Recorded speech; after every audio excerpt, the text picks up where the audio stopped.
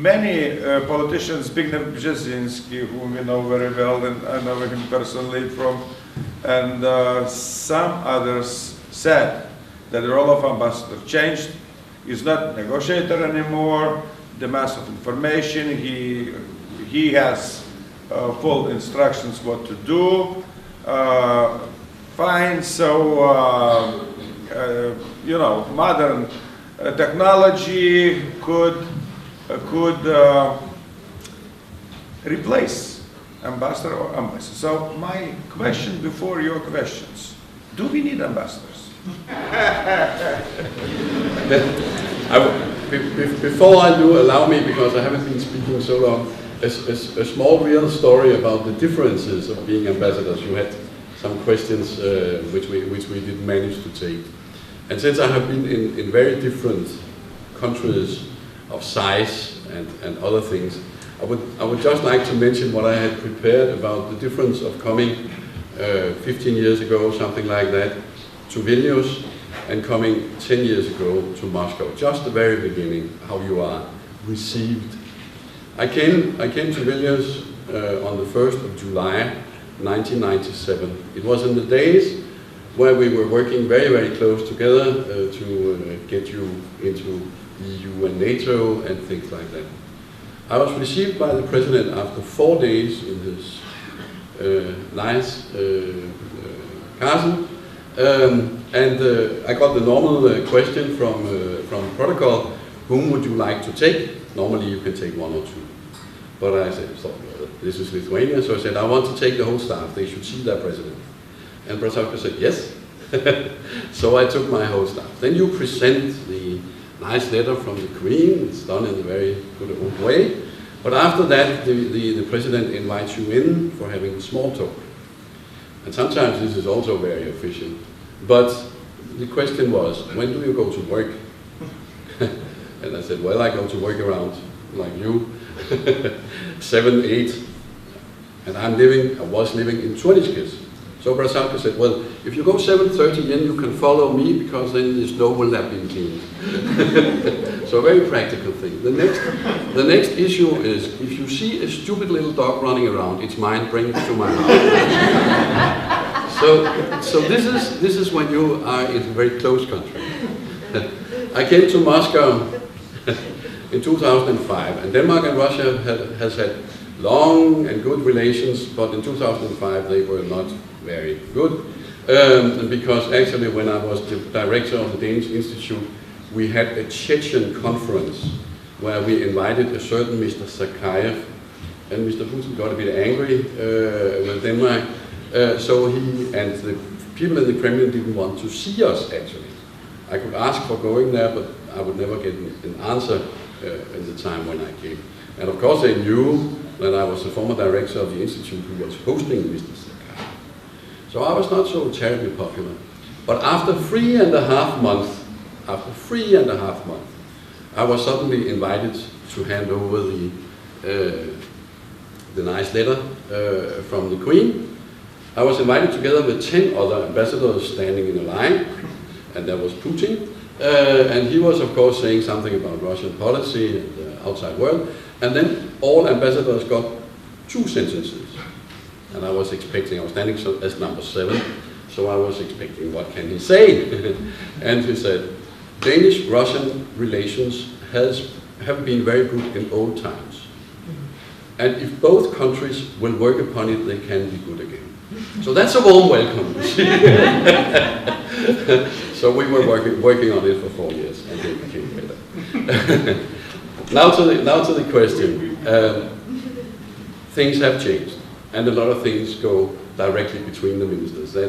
That's absolutely true. I think from time to time they still need us because we are working in the areas and we know the people. Nowadays this is called networks, but I think it's friends. And having been working for so many years in these different countries, I feel it is. Because now I moved to Latvia, but I could have taken Lithuania. When I came to Latvia, and I hadn't been really following Latvia so closely from Moscow, I found out that my old friend from NATO, whom I tried to learn English 20 years ago, was now the foreign minister, that the guy I was working with in the Baltic peacekeeping battalion was now the head of the Secret Service of Latvia. And that's not so bad if you have old friends and you can call them at least strange times overnight and said, well, what is really going on here? So I think that's a small one left. Yes, that's an easy question to answer in my opinion. The answer is yes. You have to have an ambassador. Nick, with due respect, you could get along with just an ambassador and technology. I believe it's possible. But you have to have an ambassador. Why? Because in relations between countries, just like in relations between people, trust is essential. And when I read an email, it matters who's on the front line, very much. Can you trust this communication? Can you trust this information? Can you trust this analysis of what's going on? So I think an ambassador is essential, and one of the more important roles ambassadors play today is to establish relationships with key interlocutors so that you can exchange with confidence, even difficult information, explain difficult points of view with trust. It's essential. So, thank you. Well, it all depends on how far we look ahead in the distant future. I'm fully convinced we will still need representatives. Whether we will need ambassadors or not in a distant future, I wouldn't be so sure. I'm sure that there will be a continued need for multilateral work between countries. I think this will continue to be an increasingly so important arenas for diplomatic work, and there we will need good representatives. All the major world issues are being negotiated in these fora. So that includes New York, Brussels, Geneva, and many places around the world. I think that we will have an increasing focus of our attention there. I think when it comes to bilateral ambassadors or bilateral embassies, we will see a continued focus of concentration in very important geopolitically or economic centers.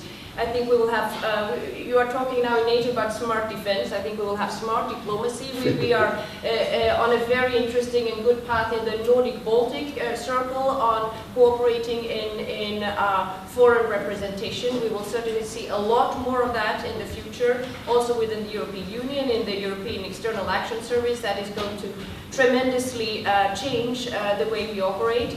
As I mentioned, Sweden has closed down a number of embassies over the past years. Many other countries are doing so as well. We are closing down embassies in places where we have very good and very important relations. I see Philomena, my nice Irish colleague, sitting here. I very much regret personally that Sweden has closed down its embassy in Dublin, but it is the case. It does not mean that we are in any way further distant to each other, but we find other ways, more cost-effective ways of doing diplomacy. I think this is going to be a continued trend, precisely because taxpayers, they need to know how the money is being spent. In addition to that, I think we are going to have more of the laptop ambassadors who will travel around the world to hotspots, to the places where we really need, not least consular work. We have a number of, we all have citizens who are at risk and in need of consular assistance. So this is the trends that I see, and I definitely don't see the same kind of embassy presence that we have today 25 years from now, no. Thank you. Well, I would say that ambassadors can seem to be replaceable by BlackBerries in kind of good times when there are excellent contacts between heads of governments, states and ministers, but when the situation complicates, there is a problem. Ministers start not picking telephone calls, not answering SMS, and then ambassadors can be helpful with the alternative contacts, with their kind of soft power, and then the situation changes. And of course, ambassadors are irreplaceable as the people who present their own country, their own culture. So Irish ambassador is irreplaceable to present Irish dances and dinners. And Swedish ambassador is irreplaceable to present alternative herring eating traditions in Lithuania, because they have sweet hearing back Very nice value. back in Sweden. So I think that some functions of ambassadors are eternal and have to last. And in a way, everyone is becoming an ambassador in those times when the possibilities to travel, to communicate, expand, and of course public diplomacy, fieldwork. So a lot of connections, a lot of new possibilities, cultural diplomacy, economic diplomacy. So just everything becomes more complicated and broader. So I think that diplomacy would last. So this probably will be my last sentence, and I would like to apologize since I have to go to the field work, to go to Širvintai to open an exhibition about Ignatavičius, our well-known representative in Sweden and in Scandinavia, a diplomat, a writer, an excellent ambassador. So I thank for this nice discussion. And sorry I will not have the possibility to take part in the Q&A session, but probably it will be recorded, and I will have the possibility to see it afterwards. Well,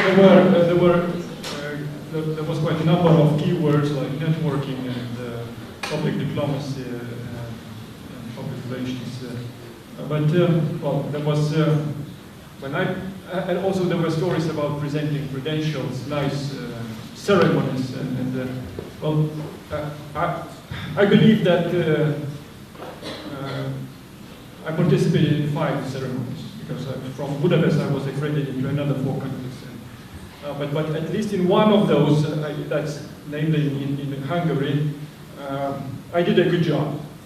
Or at least that was a good occasion, I mean, to increase the awareness about Lithuania, because I was then presenting credentials to the late former Hungarian President László Máté, academic style, personality, very nice, interesting. But you know, I was talking to him about Lithuania, telling him, and he was all the time, well, he was 75 years old at that time, and he was all the time repeating the question to me too. So how is about that in Latvia?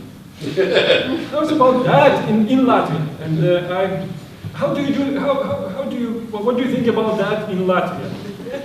And well, I patiently was trying to repeat that we in Lithuania think that and that, or we in Lithuania do that and that.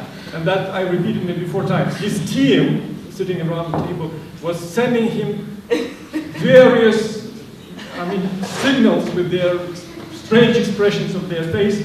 Well, but he was till the very end repeating, how are you there in Latvia?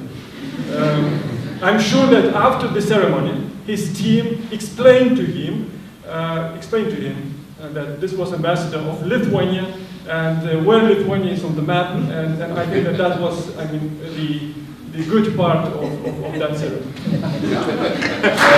Ladies and gentlemen, I'm feeling by your body situation that already it's time to go to the end, and I just want only to assume that ambassadors unanimously they're fighting for their position as ambassadors and to continue this nice work. So, which is a very natural thing. No machine or computers cannot replace them from representing country and to being experts in the resident countries. There is a very nice Swedish diplomat's joke that if you learn properly Russian language, you definitely would be appointed to Ghana. That's about destiny sometimes, and you know, sometimes ambassadors also do not have, but they feeling strangers in some countries. I've read in one African small country ambassador in a European country, there was no aid from that country to his country. He felt so alien. And suddenly, one night, after a very big party, he was after good wine touched a little bit, and he met on the steps the minister of that country was going, and the minister said, okay, I'm supposed to talk with that guy about 10 minutes. He's so lonely. And they talked 10 minutes with the ambassador. The minister was so kind. And then that guy told to the colleagues, you see, and some guys in my country saying that I was doing nothing here. So with that nice note, I want to finish and to say a very big, great words of appreciation to our ladies ambassadors and to men for their time to come here and to share some points with you. I also was not so bad, really. We will have still with the first year students, we will work with you on these topics. Thank you very much that you saw your nice faces today. I will remember them.